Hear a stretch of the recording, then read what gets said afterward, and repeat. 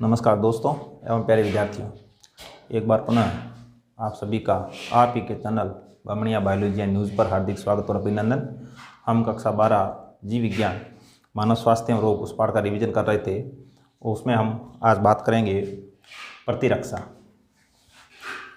इसके बारे में बात करेंगे प्रतिरक्षा, इम्यूनिटी या प्रतिरक्षा। देखिए, प्रतिरक्षा के बारे में बात करें तो कोई भी सजीव हो, कोई भी जीव हो, तो जीवों के शरीर में रोगों से लड़ने की प्राकृतिक क्षमता पाई जाती है। इसी को है वो प्रतिरक्षा कहा जाता है। सिंपल भाषा में बात करें तो रोगों से लड़ने की क्षमता प्रतिरक्षा कहलाती है। और जीव विज्ञान की एक शाखा जिसमें प्रतिरक्षा से संबंधित अध्ययन किया जाता है, प्रतिरक्षा विज्ञान कहलाती है। रोगों से लड़ने की क्षमता से संबंधित जो भी अध्ययन हम जीव विज्ञान के अंदर करेंगे वो किसमें करेंगे? प्रतिरक्षा विज्ञान। इम्यूनिटी से इम्यूनोलॉजी। अब ये जो प्रतिरक्षा है, मानव शरीर में जो प्रतिरक्षा है, इसको हम दो भागों में बांट सकते हैं। दो भागों में, एक तो है जन्मजात जो हमें जन्म से प्राप्त होती है, और है उपार्जित, ये जन्म के बाद प्राप्त होती है। तो जन्मजात का मतलब क्या हुआ? ये हमें वो जन्म से प्राप्त होती है। और उपार्जित का मतलब है हम जन्म के बाद अर्जित करते हैं, जन्म के बाद इसे अर्जित करते हैं। तो जन्मजात प्रतिरक्षा किसे कहेंगे? वह प्रतिरक्षा जो एक बच्चा जन्म लेता है तो उसको जन्म से ही प्राप्त होती है या माता पिता से प्राप्त होती है। यह जो प्रतिरक्षा होती है यह उस बच्चे को या उसको वो प्राकृतिक रूप से प्राप्त होती है और ये स्वाभाविक होती है। जो भी जीव जन्म लेगा उसमें स्वाभाविक रूप से पाई जाती है, इसलिए इसको जन्मजात, प्राकृतिक और स्वाभाविक कहा जाता है।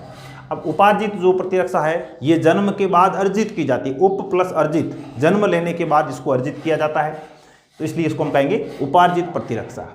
अब इन दोनों में क्या अंतर है? जन्मजात जो प्रतिरक्षा है वो अविशिष्ट होती है। अविशिष्ट का मतलब कोई विशेष रोगाणु के लिए विशेष प्रकार की नहीं होती, वो सभी रोगाणुओं के लिए वो कॉमन रूप से कार्य करती है, इसलिए यह अविशिष्ट प्रकार की होती है। और जो विशिष्ट है उपार्जित प्रतिरक्षा वो विशिष्ट प्रकार की होती है। इसमें एक पर्टिकुलर या विशेष रोगाणु के लिए विशेष प्रकार की प्रतिरक्षा इसमें कार्य करेगी।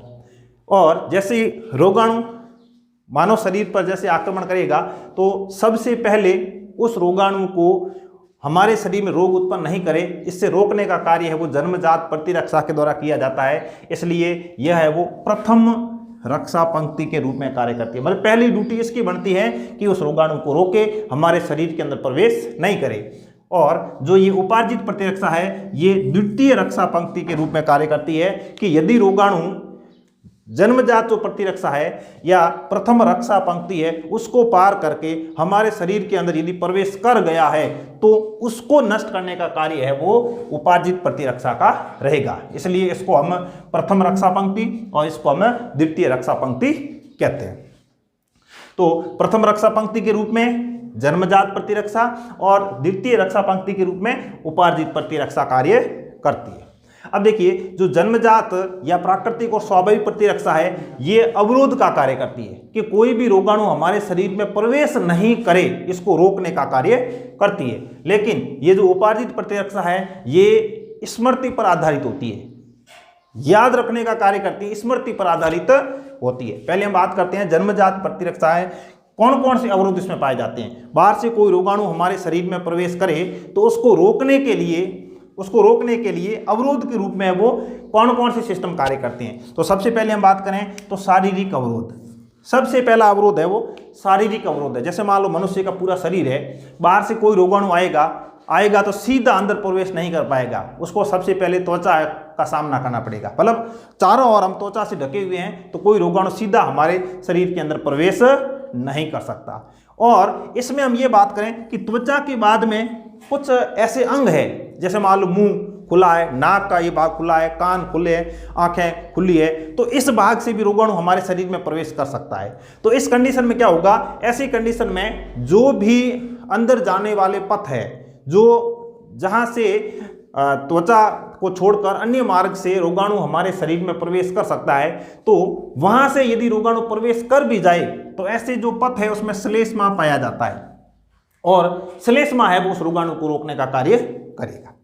इसके अलावा दूसरा आता है कारिकीय अवरोध के अंगों के अंदर। मान लो त्वचा को पार करके कोई रोगाणु हमारे शरीर के अंदर चला गया तो हमारे शरीर के अंदर जो विभिन्न प्रकार के अंग है, जैसे आमाशय है, मुंह है, आंखें हैं, इनमें क्या होगा, कुछ कार्य की एक क्रिया होती है, कुछ ऐसे पदार्थ बनते हैं जो उस रोगाणु हमारे शरीर के अंदर प्रवेश कर गया है उसको वही नष्ट करने का कार्य करते हैं। जैसे आमाशय, तो आमाशय के अंदर क्या होगा, आमाशय के अंदर HCl का स्त्रवण होता है, जिसको हम कहते हैं जठर रस। क्या कहते हैं, जठर रस का स्त्रवण होता है। तो कोई रोगाणु यदि मुख मार्ग से अंदर प्रवेश करेगा तो आमाशय के अंदर जाएगा, तो HCl है जो जठर रस है उसको नष्ट करने का कार्य करेगा। तो इस तरह से वह रोगाणु हमारे शरीर के अंदर मुख के द्वारा अंदर तो प्रवेश कर गया लेकिन आगे नहीं गया, उसको आमाशय के अंदर नष्ट कर दिया गया। अब यदि हम बात करें, जैसे मुंह के अंदर लार ग्रंथियां पाई जाती है और लार ग्रंथियों के अंदर एक एंजाइम होता है जिसको लाइसोजाइम कहा जाता है, तो वो क्या करेगा, वो भी रोगाणुओं को नष्ट करने का कार्य करेगा। आंखों के अंदर जो आंसू है, आंसू के अंदर भी एक एंजाइम पाया जाता है लाइसोजाइम, वो भी रोगाणुओं को नष्ट करने का कार्य करेगा। तो इस तरह से रोगाणु है वो हमारे शरीर के अंदर प्रवेश नहीं करे, अवरोध का कार्य करेंगे ये। इसके बाद में कोशिकीय, शारीरिक अवरोध से मान लो नहीं रुका, कार्यकीय अवरोध को भी पार करके रोगाणु मान लो हमारे शरीर के अंदर प्रवेश कर गया, तो क्या होगा, विभिन्न प्रकार की कोशिकाएं हमारे शरीर के अंदर कार्य करती है और वो कोशिकाएं इस रोगाणु को नष्ट करने का कार्य करेगी। इसमें हमें पता है कि जो रुधिर है, रुधिर के अंदर जो WBC पाई जाती है, इसी का काम क्या है, रोगों से रक्षा। रुधिर के अंदर RBC, WBC और प्लेटलेट्स ये तीनों पाई जाती है। तो WBC का काम क्या है, रोगों से रक्षा। इसमें 5 प्रकार की कोशिकाएं पाई जाती है, हालांकि सभी का काम रोगों से रक्षा है, लेकिन ये दो जो इंपॉर्टेंट है, न्यूट्रोफिल और मोनोसाइट। न्यूट्रोफिल और मोनोसाइट, न्यूट्रोफिल है वो सबसे अधिक संख्या में पाई जाने वाली कणिकाएं होती है और मोनोसाइट है ये आकार में सबसे बड़ी कोशिकाएं होती है। तो ये क्या करेगी, यदि रोगाणु हमारे शरीर के अंदर प्रवेश कर गया तो ये जो 2 कोशिकाएं हैं ये उस रोगाणु को नष्ट करने का कार्य करेगी। कुल मिला के रोगाणु हमारे शरीर के अंदर प्रवेश नहीं करे और यदि कर भी गया है तो उसको भी नष्ट करने का कार्य हमारे शरीर के अंदर जो जन्मजात प्रतिरक्षा है उसके द्वारा किया जाता है। और यदि कोई कोशिका ऐसी है जो विषाणु से संक्रमित हो गई, मान लो विषाणु से संक्रमित हो गई, तो हमारे शरीर के अंदर एक ऐसा सिस्टम पाया जाता है, एक कोशिका, जैसे मान लो ये कोशिका है और ये विषाणु से संक्रमित हो गई, तो विषाणु से संक्रमित होने के बाद यह कोशिका क्या करेगी, अपने आसपास में जो कोशिकाएं पाई जाती है, जैसे मान लो इसके पास में ये कोशिका पाई जाती है, इसके पास में ये कोशिकाएं पाई जाती है, तो ये जो संक्रमित कोशिका है, इस कोशिका के द्वारा एक विशेष प्रकार के रसायन का स्त्रवण किया जाता है जिसे इंटरफेरॉन कहा जाता है। और इंटरफेरॉन क्या करेगा कि इसके आसपास में जो कोशिकाएं हैं उनको संक्रमित होने से रोकता है। तो इस तरह से ये अवरोध का कार्य करेगा। कोई रोगाणु हमारे शरीर के अंदर पहली बात तो प्रवेश ही नहीं करे, और यदि प्रवेश कर गया है तो वो हमें रोगग्रस्त नहीं करे। यह ड्यूटी किसकी है, यह जन्मजात प्रतिरक्षा की है। अब दूसरी बात करते हैं, यदि रोगाणु हमारे शरीर के अंदर प्रवेश कर गया, करने के बाद उसको कैसे नष्ट किया जाना है, यह कार्य किसका रहेगा, उपार्जित प्रतिरक्षा का रहेगा। रोगाणु हमारे शरीर के अंदर प्रवेश कर गया मतलब जन्मजात प्रतिरक्षा जो है उसने अपना कार्य किया। कार्य करने के बावजूद भी रोगाणु यदि हमारे शरीर के अंदर प्रवेश कर जाता है, हमें रोगग्रस्त कर देता है, ऐसी कंडीशन में उपार्जित प्रतिरक्षा कार्य करेगी। और यह जो प्रतिरक्षा है यह पूरी तरह से स्मृति पर आधारित होती है। किस पर आधारित होती है, मेमोरी पर आधारित होती है, स्मृति पर आधारित होती है। और स्मृति पर आधारित होगी तो ये क्या करेगी, अनुक्रिया करेगी। कोई भी रोगाणु अंदर प्रवेश किया है, अब उसको नष्ट करने का कार्य इनके द्वारा किया जाएगा, और उनको नष्ट करने की जो क्रिया विधि है उसको हम कहेंगे अनुक्रिया। उस रोगाणु को नष्ट करने के लिए क्रिया विधि शुरू होगी, अनुक्रिया होगी। अब ये अनुक्रिया भी 2 प्रकार की है, ये अनुक्रिया भी 2 प्रकार की। एक बार कोई रोगाणु हमारे शरीर के अंदर प्रवेश कर गया तो हमारे शरीर की ये जो कोशिका है ये इसको वार्निंग देके छोड़ देगी, और यदि वही रोगाणु दोबारा हमारे शरीर के अंदर प्रवेश करता है तो उसको नष्ट करने का कार्य भी हमारे शरीर की कोशिकाओं के द्वारा किया जाएगा। तो यह अनुक्रिया 2 प्रकार की है, प्राथमिक और द्वितीयक। प्राथमिक अनुक्रिया और द्वितीयक अनुक्रिया। अब प्राथमिक अनुक्रिया में क्या है, यह अनुक्रिया कब होगी, जब कोई रोगाणु हमारे शरीर के अंदर पहली बार प्रवेश करता है। मैंने बोला भी वार्निंग देकर छोड़ने का कार्य इनका रहेगा।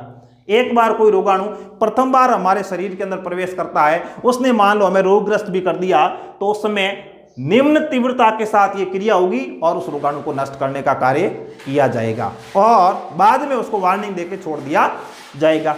भविष्य में यदि वही रोगाणु या उसी जाति का रोगाणु दोबारा प्रवेश करता है तो द्वितीयक अनुक्रिया कार्य करेगी और तीव्रता के साथ कार्य करेगी, फटाफट उसको नष्ट करने का कार्य किया जाएगा। तो प्राथमिक अनुक्रिया और द्वितीयक अनुक्रिया। प्राथमिक अनुक्रिया कोई रोगाणु पहली बार प्रवेश करता है तो होती है, और द्वितीयक अनुक्रिया जब रोगाणु दूसरी बार शरीर में प्रवेश करता है तब होती है। अब इस अनुक्रिया में क्या होगा, इस अनुक्रिया के अंदर क्या होगा, जो लिम्फोसाइट पाए जाते हैं, लसीकाणु पाए जाते हैं, ये इसमें बहुत ही महत्वपूर्ण भूमिका अदा करते हैं। जो रोगाणु हमारे शरीर के अंदर प्रवेश कर गया, उस रोगाणु को मारने के लिए जो ये लसीकाणु है या लिम्फोसाइट है, ये इंपॉर्टेंट भूमिका निभाते हैं। अब इसमें लसीकाणु या लिम्फोसाइट भी दो प्रकार के हम पढ़ते हैं रुधिर की संरचना के दौरान, दो प्रकार के हैं, बी लिम्फोसाइट और टी लिम्फोसाइट। और इन दोनों में से भी ये बी लिम्फोसाइट ज्यादा महत्वपूर्ण है। क्यों? क्योंकि इनके द्वारा है वो प्रतिरक्षी का निर्माण किया जाता है। किसका निर्माण किया जाता है? प्रतिरक्षी का निर्माण किया जाता है, जिसे अंग्रेजी में एंटीबॉडी कहा जाता है। क्या कहते हैं? एंटीबॉडी कहा जाता है। अब ये एंटीबॉडी का निर्माण बी लिम्फोसाइट के द्वारा किया जाएगा, तो टी लिम्फोसाइट क्या करेगा? टी लिम्फोसाइट इस क्रिया में हेल्प करेगा या इसकी सहायता करने का कार्य करेगा। तो इस तरह से एंटीबॉडी का निर्माण होगा, और एंटीबॉडी का जब निर्माण होगा तो बाहर से जो भी रोगाणु हमारे शरीर के अंदर प्रवेश कर गया है उसको हम एंटीजन कहते हैं। क्या कहते हैं? एंटीजन। बाहर से कोई रोगाणु प्रवेश कर गया, बाहर से कोई ऐसा रसायन प्रवेश कर गया जो उसको हम एंटीजन कहते हैं। और जो एंटीजन हमारे शरीर के अंदर प्रवेश करेगा, हमारे शरीर के अंदर बी लिम्फोसाइट इसके खिलाफ एंटीबॉडी का निर्माण करेगी, और वो एंटीबॉडी इस एंटीजन को नष्ट करने का कार्य करती है। तो इस तरह से जो बी लिम्फोसाइट है या बी लसीकाणु है वो क्या करेगी? एंटीबॉडी का निर्माण करेगी, और एंटीबॉडी का निर्माण करने के बाद उस रोगाणु का या उस एंटीजन को नष्ट करने का कार्य किया जाएगा।